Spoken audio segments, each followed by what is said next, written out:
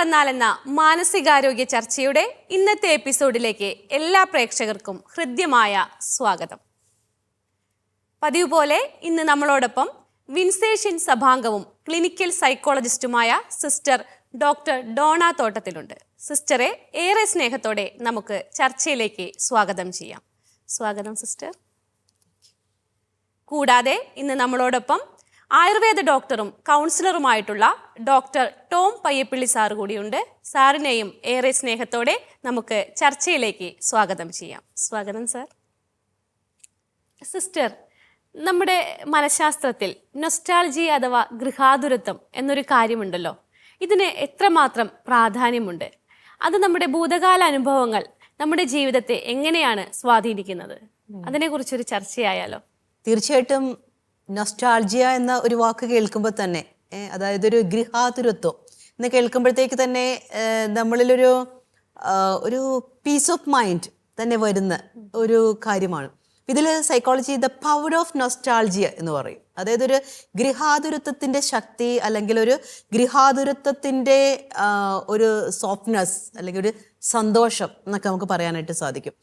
അപ്പോൾ ഈ ഒരു നൊസ്റ്റാൾജിയ എന്നൊക്കെ പറഞ്ഞ് അതിനെക്കുറിച്ചുള്ള കാര്യങ്ങൾ ചർച്ചകൾ ചെയ്യുമ്പോൾ എനിക്ക് തോന്നുന്നത് നമ്മുടെ ആംബിയൻസ് തന്നെ മാറേണ്ടതായിട്ടുണ്ട്. കാരണം ഒരു ഭൂതകാലത്തിലേക്ക് നമ്മളെ കൊണ്ടുപോകേണ്ടതായിട്ടുണ്ട്. ഇപ്പോൾ ഇവിടെ ഇത് കേൾക്കുന്ന പ്രേക്ഷകർക്ക് തന്നെ അവർ പുറകിലേക്ക് പോവുകയാണ്. പലപ്പോഴും നമ്മുടെ കുട്ടിക്കാലത്തേക്കാണ് നമ്മൾ പോകുന്നത്. ഒരു ബാല്യകാലം, നമ്മൾ ഒരു പാട്ടൊക്കെ പാടുന്ന പോലെ ഒരു ബാല്യകാലം ഒരു സുവർണ കാലഘട്ടമായിരുന്നു. ആ ഒരു കാലഘട്ടത്തിൽ ഒത്തിരി സ്നേഹിക്കപ്പെട്ട അനുഭവങ്ങൾ, ഒത്തിരി സന്തോഷിക്കുന്ന അനുഭവങ്ങൾ, അപ്പോൾ ഇതെല്ലാം നമ്മുടെ മനസ്സിലേക്ക് വരികയാണ് ചെയ്യുന്നത്. അപ്പം ഇവിടെ ഇതിൻ്റെ അകത്തൊരു ന്യൂറോ സൈക്കോളജിക്കലായിട്ടുള്ളൊരു കാര്യം കൂടിയുണ്ട്. അപ്പം നമ്മൾ തന്നെ ഒന്ന് ചിന്തിച്ച് നോക്കിക്കേ. വർഷങ്ങൾക്ക് മുൻപ് ഏകദേശം ഒരു 5-6 വയസ്സുള്ളപ്പോഴത്തേക്കൊക്കെയുള്ള ചില കാര്യങ്ങൾ നമ്മൾ ഓർമ്മ വരണമെന്നില്ല അല്ലേ. എന്നാലും ചെറിയ ക്ലാസ്സുകളിലൊക്കെ നമുക്കുണ്ടായേക്കുന്ന ചില അനുഭവങ്ങൾ, സന്തോഷങ്ങൾ, അല്ലെങ്കിൽ ഏതെങ്കിലും ഒരു പള്ളിപ്പെരുന്നാളിന് പോയൊരു കാര്യം. സോ നമ്മൾ അതിലേക്ക് ഒന്ന് പുറകോട്ട് ചിന്തിക്കാനായിട്ട് പോകുമ്പോൾ നമുക്ക് തന്നെ ഇഷ്ടപ്പെടുന്ന കുറേ കാര്യങ്ങളുണ്ട്. അപ്പോൾ ഇത് തീർച്ചയായിട്ടും നമ്മുടെ വർത്തമാന കാലത്തിന് ഒത്തിരിയേറെ ഒരു സുസ്ഥിതി നൽകുന്നു എന്നതാണ് ഇത് പവർ ഓഫ് നൊസ്റ്റാൾജിയ പറഞ്ഞു വെക്കുന്നത് സൈക്കോളജിയിൽ. കാരണം തീർച്ചയായിട്ടും ഒരു മനുഷ്യന് സന്തോഷം നൽകുന്ന ഒരു അനുഭവമാണ് എന്ന് പറയാറുണ്ട്. തന്നെ ഈ പർപ്പസ്ഫുള്ളി ഇത് നൊസ്റ്റാൾജിയ ഉണ്ടാക്കിയെടുക്കാനുള്ള ചികിത്സാ രീതികൾ ഉണ്ടോ? സൈക്കോളജിയിൽ നമ്മൾ പ്രത്യേകിച്ച് പോസിറ്റീവ് സൈക്കോളജിയിലൊക്കെ ചിലപ്പോൾ ഈ ആങ്സൈറ്റി, സ്ട്രെസ് പോലെയുള്ള കാര്യങ്ങൾ, അതായത് ഒരു പെർസിസ്റ്റൻ്റ് ആയിട്ട് കണ്ടിന്യൂസ് ആയിട്ട് വളരെ ഉത്കണ്ഠാപൂർവമായിട്ടുള്ള ഒരു ജീവിതശൈലി, സമ്മർദ്ദം നിറഞ്ഞ ജീവിതശൈലിയൊക്കെ ഉള്ളവർ ഒരു റിഫ്രഷ്മെൻറ്റിന് വേണ്ടിയിട്ടൊക്കെയുള്ള രീതിയിൽ നമ്മുടെ ഇടയ്ക്കുള്ളൊരു ജനറൽ കൺസൾട്ടേഷനൊക്കെ വരുമ്പോഴത്തേക്കും പോസിറ്റീവ് സൈക്കോളജിയുടെ ബേസിസിൽ നിന്നുകൊണ്ട് നമ്മൾ ഈ ഒരു നൊസ്റ്റാൾജിക് ഇൻ്റർവെൻഷൻ നമ്മൾ ചെയ്യാറുണ്ട്. അതായത് പഴയ കാര്യങ്ങളിലേക്ക് ചെന്ന് അവിടെ ചില വ്യക്തികളെ, ചില അനുഭവങ്ങളെ നമ്മളൊന്ന് റീകൺസ്ട്രക്ട് ചെയ്ത് എക്സ്പീരിയൻസ് ചെയ്യുകയാണത്.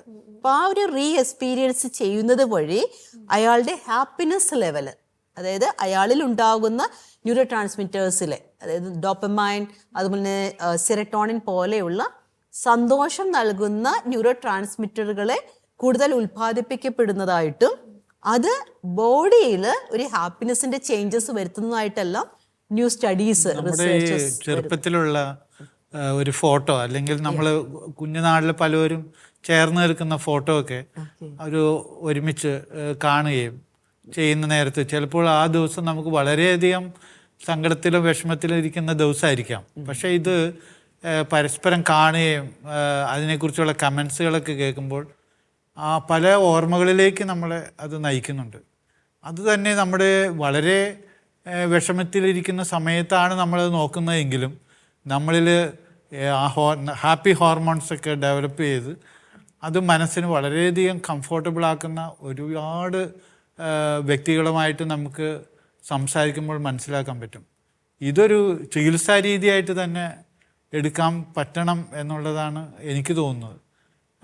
സൈക്കോളജിക്കലായിട്ടുള്ള സിസ്റ്ററിൻ്റെ ഈ ചികിത്സാ മേഖലയിൽ അതിനെ ഉപയോഗിക്കാറുണ്ടോ? ഞാൻ ഉപയോഗിക്കാറുണ്ട്.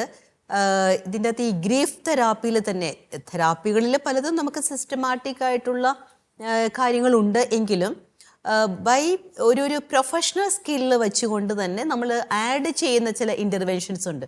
ഇതിലൊക്കെ ഞാനിത് ഇങ്ങനെയുള്ള കാര്യങ്ങളൊക്കെ ഉപയോഗിക്കാറുണ്ട്. ഇപ്പോൾ ഞാൻ ഓർക്കും അടുത്ത കാലത്തൊരു മാരിറ്റൽ കേസ് വന്നിരുന്നു. അപ്പം അതിൽ ഭാര്യ പറയുന്ന കാര്യം, ആ പെൺകുട്ടി പറയുന്ന ഒരു കാര്യം, എനിക്ക് പണ്ട് എനിക്ക് കിട്ടിയിരുന്ന ഒരു സ്നേഹം, സന്തോഷം കിട്ടാത്തതുപോലെ വീട്ടിൽ കിട്ടിയിരുന്ന ഒരു കംഫർട്ട്നെസ്, കുഞ്ഞുനാളിൽ കിട്ടിയിരുന്ന ഒരു കംഫർട്ട്നെസ് കിട്ടാത്തതുപോലെയൊക്കെ എനിക്ക് തോന്നാറുണ്ട് എന്ന് പറയും. അപ്പോൾ ആ ഒരു പരീക്ഷണാർത്ഥം എന്നുള്ള രീതിയിലാണ് ഞാൻ ആ ഒരു ഇൻ്റർവെൻഷൻ, ഈ ഒരു പവർ ഓഫ് നൊസ്റ്റാൾജിയയുടെ കീഴിലുള്ള രീതിയിൽ ഞാനത് ചെയ്യിപ്പിക്കുന്നത്.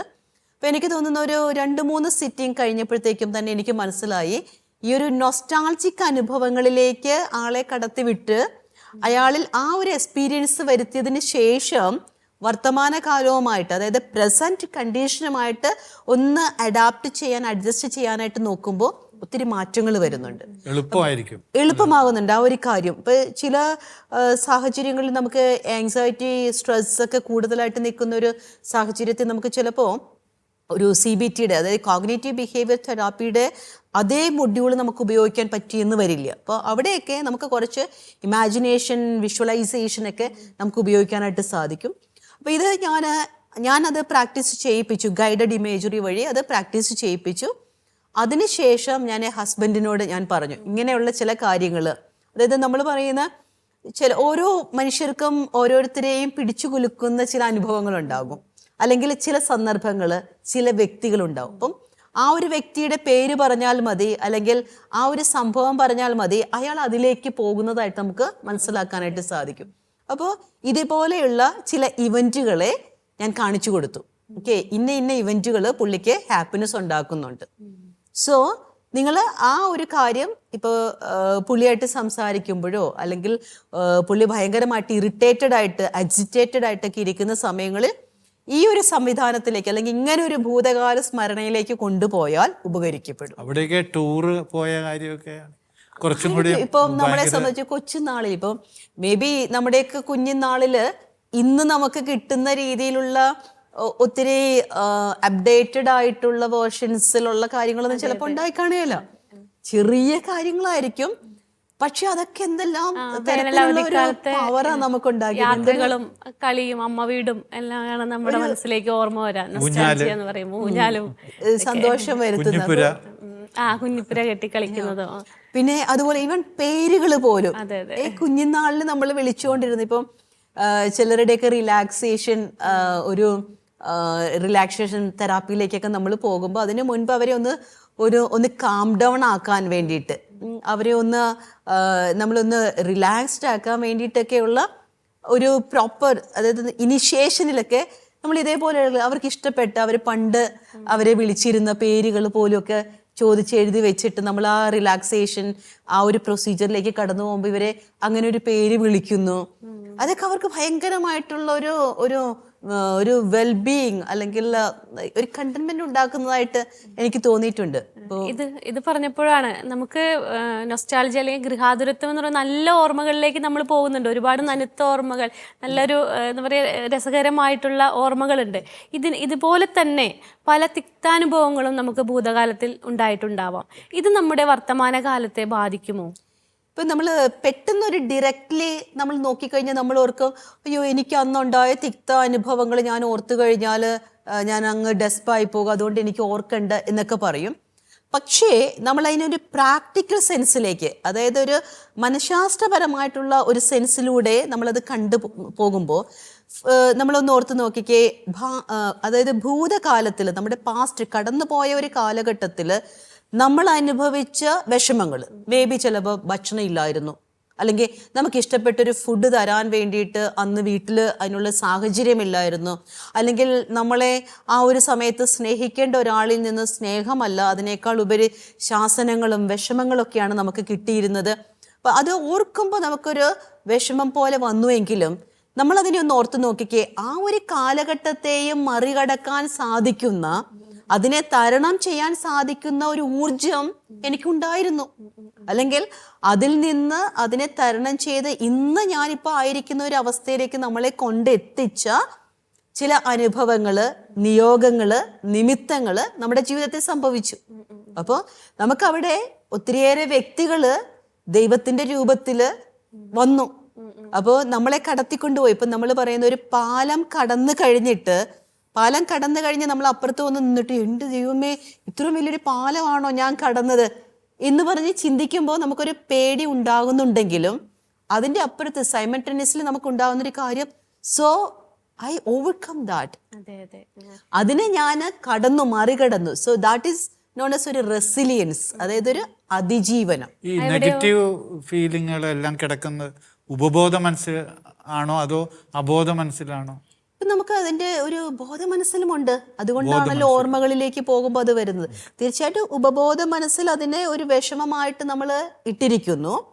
ഈ ഉപബോധ മനസ്സിലുള്ള വിഷമത്തെ നമ്മൾ എടുത്തിട്ട് ബോധ മനസ്സിലെ നമ്മുടെ ലോജിക്ക് കൊണ്ട് നമ്മൾ പറയുവാണ്, കണ്ടോ ഞാനിതിനെ ഓവർകം ചെയ്തു.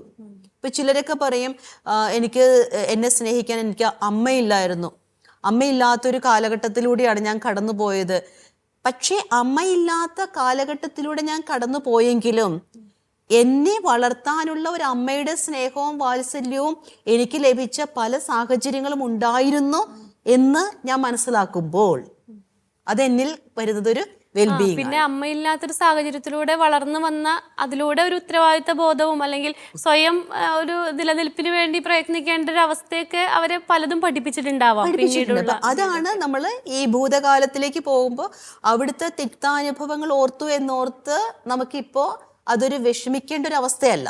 ഇപ്പം ഞാൻ ഈ പറഞ്ഞ പോലെ ചിലപ്പോൾ മാതാപിതാക്കളുടെ സ്നേഹം കിട്ടാത്തത്, അല്ലെങ്കിൽ എനിക്ക് നല്ല ഒരു കൂടപ്പിറപ്പില്ലായിരുന്നു, അല്ലെങ്കിൽ ആ ഒരു കാലഘട്ടത്തിലൊക്കെ ടീച്ചേഴ്സ് എന്നോട് ഇങ്ങനെയാണ് പെരുമാറിക്കൊണ്ടിരുന്നത്, അല്ലെങ്കിൽ ആ ഒരു പർട്ടിക്കുലർ ടീച്ചർ എന്നോട് ഇങ്ങനെ പെരുമാറിയിരുന്നു. പക്ഷേ ഇന്ന് ഞാൻ ആ അവസ്ഥയിലല്ല. ഇപ്പൊ പലപ്പോഴും ഇങ്ങനെയുള്ള ഇപ്പൊ ഒരു കേസ് വന്നൊരു കാര്യം ഞാൻ ഓർക്കുകയാണ്. ഒരു 40-45 വയസ്സുള്ള ഒരു ഗൃഹനാഥനാണ്. പുള്ളി ഒരു സെലിബ്രേഷന് പോയില്ല, പ്രത്യേകിച്ച് കല്യാണങ്ങൾക്ക് പോവില്ല. അപ്പോൾ ഭാര്യ പറഞ്ഞു, സിസ്റ്റർ എന്ത് ചെയ്താലും ഈ മനുഷ്യൻ എൻ്റെ കൂടത്തെ ഒരു കല്യാണത്തിന് വരില്ല. പുള്ളിയുടെ വീട്ടിലെ കല്യാണമാണെങ്കിൽ എൻ്റെ വീട്ടിലെ കല്യാണത്തിന് കക്ഷി വരില്ല. അതിനുള്ള ഡ്രസ്സൊക്കെ കാര്യങ്ങളൊക്കെ മേടിക്കും. പക്ഷെ രാവിലെ ആകുമ്പോൾ പുള്ളിക്ക് ഭയങ്കര ടെൻഷനാന്ന് പറയും, നെഞ്ചിടിപ്പാന്ന് പറയും, പുള്ളിക്ക് വരാൻ പറ്റില്ല. അപ്പം നമ്മൾ ചോദിച്ച് വന്നപ്പോഴത്തേക്കുമാണ് കുഞ്ഞുനാളിൽ എപ്പോഴോ അദ്ദേഹത്തിൻ്റെ ആരുടെയോ, അതായത് റിലേറ്റീവിൻ്റെ ആരുടെയോ വിവാഹത്തിന് വേണ്ടിയിട്ട് പോകാനായിട്ട് ഒരുങ്ങി നിൽക്കുന്ന സമയത്ത് അച്ഛൻ മദ്യപാനിയായിരുന്നു. മദ്യപിച്ച് വന്ന് ഒത്തിരി തല്ലി വഴക്കുണ്ടാക്കി അദ്ദേഹത്തെ അന്ന് കല്യാണത്തിന് വിട്ടിട്ടില്ല. പിന്നീട് അദ്ദേഹം കല്യാണം എന്ന് കേൾക്കുമ്പോൾ പെട്ടെന്ന് വരുന്ന ചിന്ത അച്ഛൻ്റെ ഓർമ്മകളാണ്. പേടിയായിപ്പോയി. അപ്പോൾ ആ ഒരു പേടിയിൽ നിന്ന് അദ്ദേഹം പിന്നീട് പിൻവാങ്ങി, ഇനി കല്യാണത്തിന് പോവണ്ട എന്ന് വെച്ചു. അപ്പോൾ ഒരു ആക്ഷനെ അദ്ദേഹം വേണ്ട എന്ന് വെക്കുവാണ് ചെയ്തത്. പിന്നീട് വന്നു കഴിഞ്ഞപ്പോഴത്തേക്ക് കല്യാണം എന്ന് പറയുന്ന ഒരു ഈവൻറ്റും അദ്ദേഹത്തിന്റെ ഓർമ്മയും തമ്മിൽ നോക്കുമ്പോൾ വളരെ വിഷമകരമായിട്ടുള്ളൊരു അവസ്ഥയായി. അതിനെ അവോയ്ഡ് ചെയ്യുന്ന ഒരു റെസ്പോണ്ടിലേക്ക് അദ്ദേഹം വരികയാണ്. അപ്പൊ അവിടെ നമ്മൾ പറയുന്ന ഒരു കാര്യം, ഇന്നത്തെ ജീവിതം, so live in present, here and now. ഇപ്പോ ഇവിടെ ജീവിക്ക്. ഇവിടെ ഈ ഒരു സമയത്ത് അദ്ദേഹത്തിന്റെ അച്ഛനില്ല, പിന്നെ അദ്ദേഹം പ്രായപൂർത്തിയായി. ഒരു കല്യാണ സെലിബ്രേഷന് പോണോ വേണ്ടയോ, അല്ലെങ്കിൽ അത് എങ്ങനെ പോകണം, ഏതെല്ലാം ഡ്രസ്സ് ധരിക്കണം, അവിടെ ആയിരിക്കുമ്പോൾ ഏത് രീതിയിൽ ഞാൻ എൻ്റെ ഇമോഷൻസിനെ കൺട്രോൾ ചെയ്യണം എന്നുള്ളത് ഇയാളുടെ കൺട്രോളിലായി കഴിഞ്ഞു. എന്നിട്ടും പണ്ടത്തെ ചില അനുഭവങ്ങൾ വെച്ചുകൊണ്ട് നമ്മൾ ചിന്തിക്കാൻ തുടങ്ങിയാൽ അത് ശരിയല്ല. അപ്പോൾ അമിതമായ നൊസ്റ്റാൾജിയ ആ ഒരു നെഗറ്റീവ് ആണല്ലോ. എന്നുവെച്ച് നമുക്ക് പല രീതിയിലുള്ള പ്രശ്നങ്ങൾ ഉണ്ടാക്കിയേ ഉള്ളൂ. പഴയ ഈ അടുത്ത കാലങ്ങളിലൊക്കെ നമ്മൾ ബാച്ച്മേറ്റും അങ്ങനെ കോളേജ് മേറ്റുകളുടെ ഒക്കെ കൂട്ടായ്മകളാണ്. അപ്പൊ ചിലതൊക്കെ നമ്മൾ കെട്ടടങ്ങിയ കാര്യങ്ങളായിരിക്കാം, പക്ഷെ അവരുടെ കൂട്ടായ്മയിൽ അതൊക്കെ ഓർമ്മകളിലേക്ക് വന്ന് ചിലവരെ സന്തോഷത്തിലേക്ക് നയിക്കുന്ന പോലെ തന്നെ ചിലവരെ ദുഃഖത്തിലേക്കും അതുപോലെ ഒരു മെലങ്കോളിക് ലെവലിലേക്ക് ഒരു പതോളജിക്കൽ ലെവലിലേക്ക് അത് പോകുന്നുണ്ട്. 12 വർഷത്തെ ആത്മീയ ജീവിതയാത്ര വിജയകരമായി മുന്നേറുമ്പോൾ ഗുഡ്നസ് TV പ്രേക്ഷകർക്കായി ഞങ്ങളുടെ പുതിയ ഉദ്യമം സാഭിമാനം സമർപ്പിക്കുന്നു. ഗുഡ്നസ് TV ഇനി മുതൽ OTT പ്ലാറ്റ്ഫോമിൽ ലഭ്യമാകുന്നു. ഇനി മുതൽ OTT പ്ലാറ്റ്ഫോമായ ആൻഡ്രോയിഡ് TVയിൽ ഗുഡ്നസ് ടെലിവിഷൻ ലഭ്യമാകുന്നു.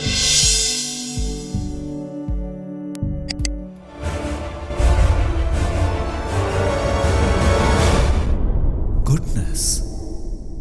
Stay with God. റീസെൻ്റായിട്ട് കണ്ടുവരുന്ന ഒരു കാര്യം തന്നെയാണ് റീയൂണിയൻ അല്ലെങ്കിൽ റീഫോർമേഷനൊക്കെ കഴിഞ്ഞു കഴിഞ്ഞപ്പോൾ ഫാമിലി തന്നെ ഇല്ലാതായി പോകുന്ന കാര്യങ്ങൾ. അത് പണ്ട് കാലത്തെ പ്രണയ സാഫല്യങ്ങളൊക്കെ ഇന്ന് നിവർത്തീകരിച്ചേക്കാം എന്നൊക്കെ പറഞ്ഞു പോകുന്നത്. അപ്പോൾ തീർച്ചയായിട്ടും അവിടെയൊക്കെ നമ്മൾ പ്രത്യേകം ശ്രദ്ധിക്കേണ്ട ഒരു കാര്യം, ഞാനിപ്പോൾ ആയിരിക്കുന്ന അവസ്ഥ എന്താണ്, അതായത് പ്രസൻറ്റ് കണ്ടീഷനെ ഒരാൾ ഒരു സെൽഫ് അവെയർ ആവുക എന്നുള്ളതാണ്. അതായത് എൻ്റെ ഉത്തരവാദിത്വം എന്താണ്, ഞാനിപ്പോൾ ആരാണ് എന്നൊരു കണ്ടീഷൻ എപ്പോഴും ഓർക്കേണ്ടതായിട്ടുണ്ട്. ഇതേപോലെ തന്നെ സാറ് പറഞ്ഞ പോലെ തന്നെ ഭൂതകാലത്തിൽ മാത്രം ജീവിക്കാനും പരിശ്രമിക്കരുത്. പണ്ടെനിക്ക് അങ്ങനെ ആയിരുന്നു, എനിക്ക് അതിൽ മാത്രം ജീവിച്ചാൽ മതി എന്ന് പറഞ്ഞിട്ട് കാര്യമില്ല. അപ്പോൾ ഒരു മനുഷ്യൻ്റെ മച്യൂരിറ്റി എന്ന് പറയുന്നത് അയാളുടെ ക്രോണോളജിക്ക്, അതായത് അയാളുടെ ശാരീരികമായിട്ടുള്ള ആ ഒരു പ്രായത്തിനനുസരിച്ച് അവസ്ഥകൾക്കനുസരിച്ച് അയാൾ വളരണം. അയാൾ എവിടെയാണ് ഇപ്പോൾ നിൽക്കുന്നതെന്ന് ഒരു ബോധ്യമുണ്ടാവണം. ഭൂതകാലത്തിൽ തന്നെ വീണ് കിടക്കുന്ന ചിലരുണ്ട്.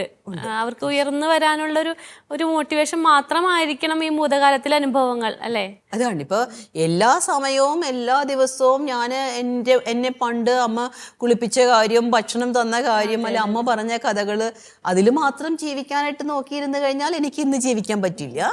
പക്ഷേ നമ്മുടെ ഈ നൊസ്റ്റാൾജിയ എന്ന് പറയുന്നൊരു കാര്യം ഇന്ന് നമ്മളെ കൂടുതൽ സന്തോഷം ഉള്ള ഒരാളാക്കി തീർക്കണം. ഇപ്പം അതുകൊണ്ടേ പ്രയോജനമുള്ളൂ. അതുകൊണ്ടേ പ്രയോജനമുള്ളൂ. അത് മാത്രമേ നമുക്കൊരു സൈക്കോളജിക്കൽ ഇമ്പാക്റ്റ് തരുന്നു എന്ന് പറയാനായിട്ട് സാധിക്കുള്ളൂ. ഇപ്പോൾ അവിടെയൊക്കെ നമുക്ക് ചെയ്യാൻ പറ്റുന്ന ഒരു പ്രധാനപ്പെട്ട ഒരു കാര്യം എന്ന് പറയുന്നത് കൂടിയിരുന്നൊരു ഷെയറിങ് ഒക്കെ അതിന് വളരെ നല്ലതാണ്. കാരണം ഇപ്പോൾ നേരത്തെ നമ്മൾ പറഞ്ഞ പോലെ റീയൂണിയനിലൊക്കെ അതാണ് സംഭവിക്കുന്നത്. ഇപ്പം നമ്മൾ കുഞ്ഞുനാളിലെ കാണിച്ചു വെച്ച എത്രയോ കുരുത്തക്കേടുകൾ, അല്ലെ, കുസൃതികളൊക്കെ ഉണ്ട്. അപ്പോൾ ഇന്ന് അതിനെക്കുറിച്ചൊക്കെ ഓർത്തിട്ട് കൊള്ളാം. ഇപ്പം നമ്മുടെ മാതാപിതാക്കളൊക്കെ തന്നെയാണെങ്കിലും പറയത്തില്ലേ, പണ്ട് കുഞ്ഞുനാളിൽ നീ അന്ന് അങ്ങനെ ചെയ്തില്ലേ എന്ന് പറയുമ്പോൾ അന്ന് നമ്മൾ ചിലപ്പോൾ അത് ആസ്വദിച്ചിട്ടില്ല. പക്ഷേ ഇന്ന് അത് ചെറിയ കള്ളത്തരങ്ങളായാലും പോലും കുസൃതികളായാലും പോലും ഇന്നത് ആലോചിക്കുമ്പോൾ ഞാൻ അങ്ങനെ ചെയ്തല്ലേ. ഓക്കെ, അപ്പോൾ അങ്ങനെ നമ്മൾ ആലോചിക്കുമ്പോൾ നമുക്ക് ചില കാര്യങ്ങളൊക്കെ നമ്മുടെ മക്കളുടെ അടുത്ത് അല്ലെങ്കിൽ ഇന്നത്തെ കാലഘട്ടത്തിൽ നമുക്ക് പെർമിസീവായിട്ട് തോന്നും. ഇപ്പോൾ കഴിഞ്ഞ ദിവസം ഒരു ടീച്ചർ വന്നപ്പോഴത്തേക്കും എന്നോട് പറയുക ചെയ്തത്, സിസ്റ്റർ ഞാനൊരു ചെറിയൊരു കുറ്റബോധം സിസ്റ്ററുമായിട്ടൊന്ന് പങ്കുവെക്കാനാണ് വന്നത്, കാഷ്വൽ ടോക്ക്. അപ്പം ഞാൻ ചോദിച്ചു എന്താ? അപ്പോൾ ടീച്ചർ പറഞ്ഞ്, എൻ്റെ ക്ലാസ്സിലൊരു കുട്ടി അവൻ്റെ പരീക്ഷാ പേപ്പർ ആൻസർ ഷീറ്റ് വീട്ടിൽ അമ്മയും അച്ഛനെയും കാണിക്കണം എന്ന് പറഞ്ഞ് വന്നിരുന്നു, കൊടുത്തു വിട്ടിരുന്നു. അപ്പോൾ അവനത് കൊണ്ടുപോയി അതിന് ശേഷം പറഞ്ഞ് അച്ഛനും അമ്മയും കാണിച്ചിട്ട് അവരുടെ അഭിപ്രായം എന്താണ് എന്നുള്ളതൊന്ന് എഴുതിക്കൊണ്ട് വരണം. ഇപ്പം നമ്മൾ സാധാരണ ഈ സൈൻ ചെയ്ത് പോരെന്നൊക്കെ പറയുന്നത് പോലെ ടീച്ചർ അങ്ങനെയാണ് പറഞ്ഞു വിട്ടത്. ഇവനാൾ വീട്ടിൽ ചെന്നു, അത് കഴിഞ്ഞിട്ട് പിറ്റേ ദിവസം വന്ന് കാണിച്ചു. അപ്പോൾ ഇവൻ അതിൻ്റെ അകത്ത് എഴുതി വെച്ചിരിക്കുന്ന ഇതാണ്, ഇത്രയും നല്ല രീതിയിൽ പഠിക്കുന്ന എൻ്റെ കുഞ്ഞിനെ പഠിപ്പിക്കുന്ന ടീച്ചറിന് നന്ദി. അപ്പോൾ ഇതാണ് ഇവൻ എഴുതി വെച്ചിരിക്കുന്നത്. അപ്പോൾ ടീച്ചർ വന്ന് നോക്കി, ടീച്ചറെ ഹാൻഡ് റൈറ്റിങ് കാര്യങ്ങളൊക്കെ നോക്കി കഴിഞ്ഞപ്പോഴത്തേക്ക് ടീച്ചർ ചോദിച്ചു, എടാ ഇതാരെ എഴുതിയത്? അപ്പം പറയും, ഇത് എൻ്റെ പപ്പ എഴുതി തന്നു വിട്ടതാണെന്ന് പറഞ്ഞു. എന്നാൽ ഞാനത് ചോദിക്കും കേട്ടോ എന്നൊക്കെ പറഞ്ഞപ്പോൾ കുഞ്ഞങ്ങ് പോകുന്ന കണ്ടു എന്ന് പറഞ്ഞു. അതിനുശേഷം ടീച്ചറിന് അത് കുറച്ചുകൂടി, അപ്പം അതൊരു ലാഘവത്തോടു കൂടി എടുക്കാമായിരുന്നു. പക്ഷേ ടീച്ചർ ഇവനത് റെസ്പോണ്ട് ചെയ്യാത്തതെല്ലാം കൂടി വന്നു കഴിഞ്ഞപ്പോഴത്തേക്ക് ടീച്ചർ ഇവനെ വിളിച്ച് വളരെയേറെ ശകാരിച്ചു. ഇവൻ്റെ മുമ്പിൽ നിന്ന് തന്നെ വീട്ടിലേക്ക് വിളിച്ചു, അവൻ്റെ പപ്പയോട് പറഞ്ഞു കൊടുത്തു. അങ്ങനെ ഒരു പ്രശ്ന സങ്കീർണമാക്കി. അതിനുശേഷം ടീച്ചറിന് ഭയങ്കര ഒരു ബുദ്ധിമുട്ടായിട്ട് വന്ന്. അപ്പോൾ ടീച്ചർ പറയുക, സിസ്റ്ററെ അവൻ ശരിക്കും എഴുതിയത് ആ ഒരു സിറ്റുവേഷനെ കുറച്ചൊരു പോസിറ്റീവായിട്ടാണ്, അവൻ തന്നെയാണ് എഴുതിയത്, പോസിറ്റീവായിട്ട് എഴുതി.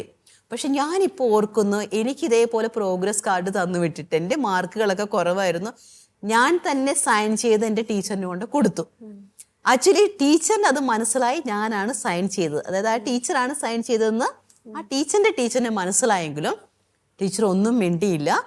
അതെല്ലാവരുടെയും കയ്യിൽ നിന്ന് മേടിച്ചു വെക്കുന്ന പോലെ മേടിച്ചു വെച്ചു. വൈകുന്നേരം പോകുന്നതിന് ഒരു പീരീഡിന് മുൻപ് വിളിച്ചിട്ട് എന്നോട് പറഞ്ഞു, ഈ സൈൻ ചെയ്തിരിക്കുന്നത് നിന്റെ രക്ഷകർത്താക്കളല്ല എന്നുള്ളത് എനിക്കറിയാം, ഇനി മേലിൽ അങ്ങനെ ചെയ്യരുത്.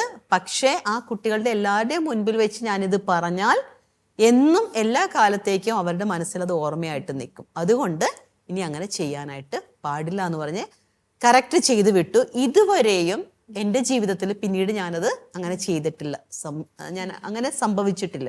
അപ്പോൾ ഈ ഒരു കാര്യത്തെ റീകളക്ട് ചെയ്തപ്പോൾ ടീച്ചറിന് മനസ്സിലായി ടീച്ചർ ഈ കുട്ടിയോട് ചെയ്തത് തെറ്റായിപ്പോയി. കാരണം മറ്റു കുട്ടികളുടെ മുൻപിൽ നിന്ന് അവനെ ശകാരിച്ചു, അവൻ്റെ വീട്ടുകാരെ വിളിച്ചു ഒക്കെ. അപ്പോൾ ആ ഒരു നൊസ്റ്റാൾജിക് അനുഭവം ടീച്ചറിൽ ഒരു മനംമാറ്റത്തിന് കാരണമാകുന്നുണ്ട്. അപ്പോൾ ഇതേപോലെ ചില ഗൃഹാതുരത്വങ്ങൾ നമുക്ക് മറ്റുള്ളവരോട് കരുണയോടെ പെരുമാറാനായിട്ട്, കാരണം ഇതൊക്കെ തന്നെ എൻ്റെ ബാല്യകാലത്തിലും നടന്നു, പക്ഷേ അത് കറക്റ്റ് ചെയ്യാനായിട്ട് സാധിച്ചു. മേ ബി ആ കുഞ്ഞിനെ വിളിച്ച്, എടാ നീ നന്നായിട്ടത് എഴുതിയിട്ടുണ്ട്, പക്ഷെ ഇത് നീ എഴുതിയത് തന്നെയാണെന്ന് എനിക്ക് മനസ്സിലായി എന്ന് പറഞ്ഞിരുന്നുവെങ്കിൽ അവനൊരു പക്ഷേ അവൻ്റെ ജീവിതത്തിൽ എന്നും ഇത് ഓർത്തേനെ. അപ്പം എൻ്റെ ഭാഗത്ത് നിന്ന് അങ്ങനെ ഒരു കാര്യം വന്നില്ലല്ലോ എന്നോർത്താണ് ടീച്ചർ വന്നപ്പം.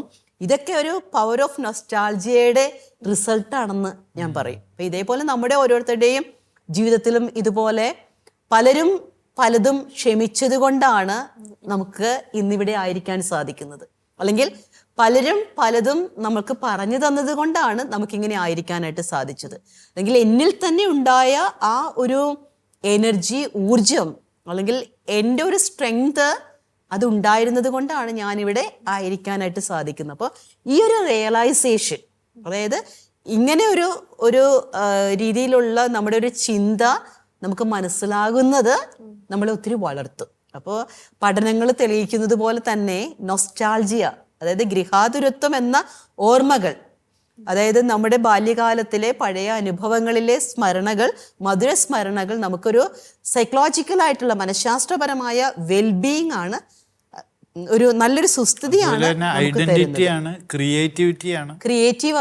ഒരു ക്രിയേറ്റിവിറ്റി നമ്മളിൽ ഉണ്ടാക്കുന്നു. അതോടൊപ്പം തന്നെ ഓർക്കേണ്ട ഒരു കാര്യം, ഈ നൊസ്റ്റാൾജിയയിലേക്ക് കടന്നു പോയിട്ട് ഇന്നത്തെ ജീവിതം താറുമാറാക്കുന്നത് ഫാമിലി, പ്രത്യേകിച്ച് കുടുംബ ബന്ധങ്ങൾ തകർക്കുന്ന രീതിയിലേക്ക് അത് പോകാതിരിക്കാൻ ശ്രമിക്കുക.